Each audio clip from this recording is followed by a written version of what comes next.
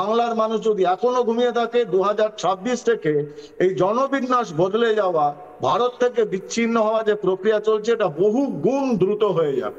এবং আমি তোমাকে বলছি টিভি চ্যানেলে 2027-28-এর মধ্যে এই পশ্চিমবঙ্গের একটা অংশ ভারত থেকে বিচ্ছিন্ন হয়ে যাবে। এটাকে যদি আটকাতে না পারা যায়, হিন্দু সনাতনী ছেড়ে দাও, ভারতবর্ষের রাষ্ট্রীয় সুরক্ষা বিপন্ন হয়ে যাবে। আপনার কাছে প্রথমে আসছি, দীপাঞ্জন চক্রবর্তী, দুটো অস্ত্র এই মুহূর্তে প্রধানমন্ত্রী প্রয়োগ করার কথা বারবার বলছেন, ভারত প্রয়োগ করার কথা বলছে। এক, ব্রহ্মাস্ত্র আমাদের যেটা SIR অনুপ্রবেশ সমস্যা রুখতে, এবং দুই, জনবিন্যাস মিশন। মানে এটা আমি স্তম্ভিত হয়ে গেলাম যে আজকেও আমার কাছে সূত্রের যা খবর, প্রধানমন্ত্রী নরেন্দ্র মোদী যথেষ্ট চিন্তিত, এবং সে কারণে পূর্ব ভারতের জন্য অদ্ভুতভাবে পূর্ব ভারতকে কেন্দ্র করে অনেকগুলো ডেভেলপমেন্ট হচ্ছে। একটু যদি দর্শকদেরকে, আপনাকে আমি পূর্ণ সময় দিচ্ছি, একটু দর্শকদেরকে যদি বুঝিয়ে দেন। প্রথমে নরেন্দ্র মোদী মিজোরাম গেলেন, তারপর মণিপুর গেলেন, পুরো সিচুয়েশনটা দেখলেন। নোটাম ইতিমধ্যে এয়ার এক্সারসাইজের জন্য জারি আছে ওখানে। সেখান থেকে আসামে এলেন, আসামে এসে ঘোষণা করে দিলেন ডেমোক্রেসি মিশন, মানে জনবিন্যাস মিশন। বাংলাতে অনুপ্রবেশের সমস্যা নিয়ে বারবার চিন্তা প্রকাশ করেছেন। ফোর্ট উইলিয়ামে জিও পলিটিক্যাল চেঞ্জেস নিয়ে আলোচনা হচ্ছে। তারপরে আবার বিহারে গিয়ে জনবিন্যাস বদলে যাওয়া নিয়ে কথা বলছেন। পূর্ব ভারত হঠাৎ করে স্পটলাইটে চলে এলো পশ্চিম ভারতের থেকে। দীপাঞ্জন দা, আমি একটু সময় নিচ্ছি আজকে, কারণ অত্যন্ত গুরুত্বপূর্ণ বিষয় তুমি তুলেছো, সংবেদনশীলতা। দেখো, এটা আমরা সবসময় বলি যে উচ্চতম মহলে যে ঘটনাগুলো ঘটে, উচ্চতম নেতারা বা ধরো রাজ্যের মুখ্যমন্ত্রী বা দেশের প্রধানমন্ত্রী, সেটা ডাউন দ্য লাইন পার্কুলেট হয়, নিচে পৌঁছে যায় মানুষের কাছে বা নিচু স্তরে। উত্তরপ্রদেশের একটা ঘটনা বলি।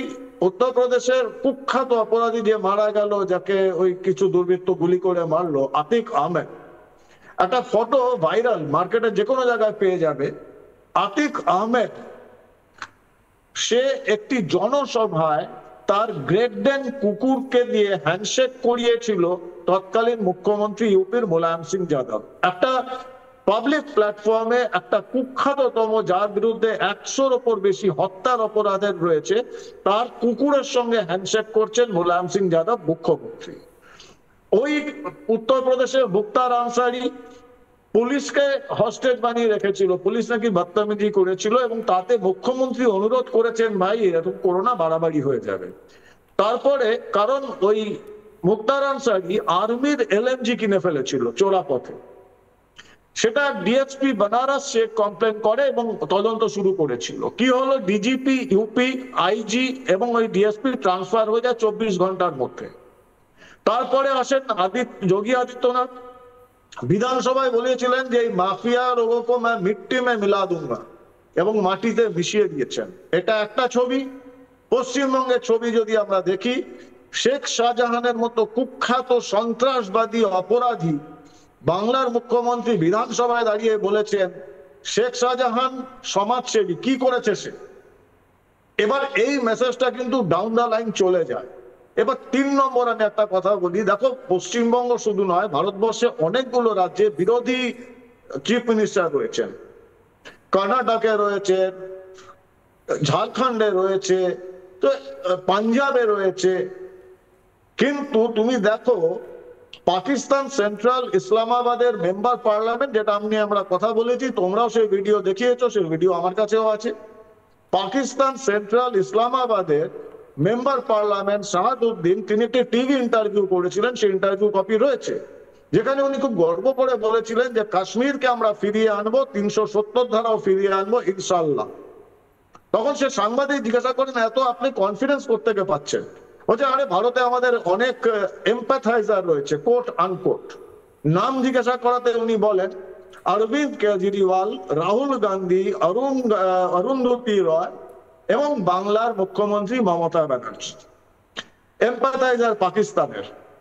জসিমউদ্দিন রহমানির কথা আমরা বারবার বলেছি, আনসারুল্লাহ বাংলা টিম, আল কায়দার বাংলাদেশ টিমের যে হেড, প্রকাশ্যে ভিডিও বলেছেন, তোমরা সেই ভিডিও দেখিয়েছো, যে বাংলার মুখ্যমন্ত্রী মমতা দিদিকে আমরা আহ্বান জানাচ্ছি, উনি মোদির কুশাসন থেকে বেরিয়ে আসুন, চিকেন স্ন্যাক আমাদের হাতে তুলে দিন, ইনশাল্লাহ আমরা স্বাধীন পূর্ব পাকিস্তান করবো, ওনাকে মাথার ওপর রাখবো।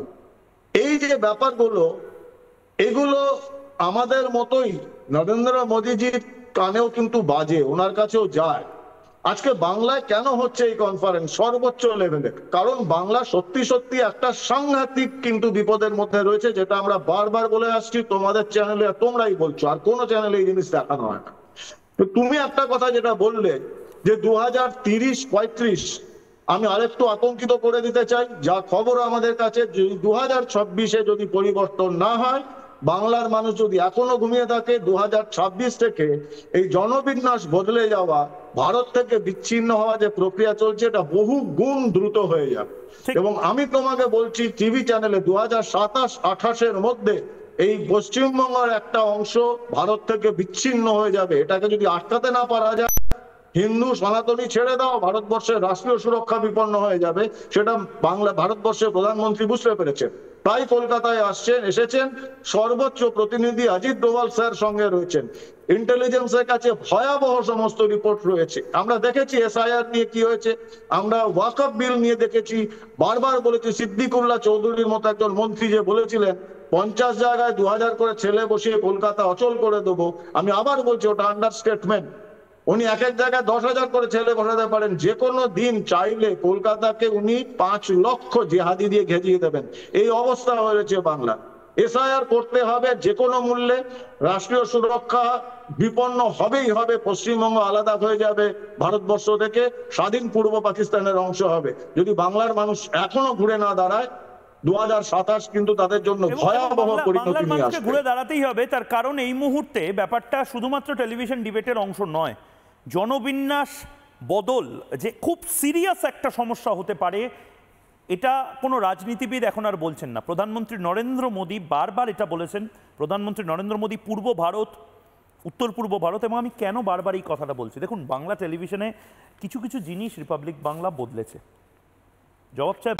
নানা ধরনের কন্টেন্ট দেখার জন্য লাইক করুন, শেয়ার করুন আমাদের ফেসবুক পেজ, সাবস্ক্রাইব করুন আমাদের ইউটিউব চ্যানেল। পাশাপাশি অন্যান্য ব্রেকিং নিউজের জন্য অবশ্যই চোখ রাখুন রিপাবলিক বাংলায়।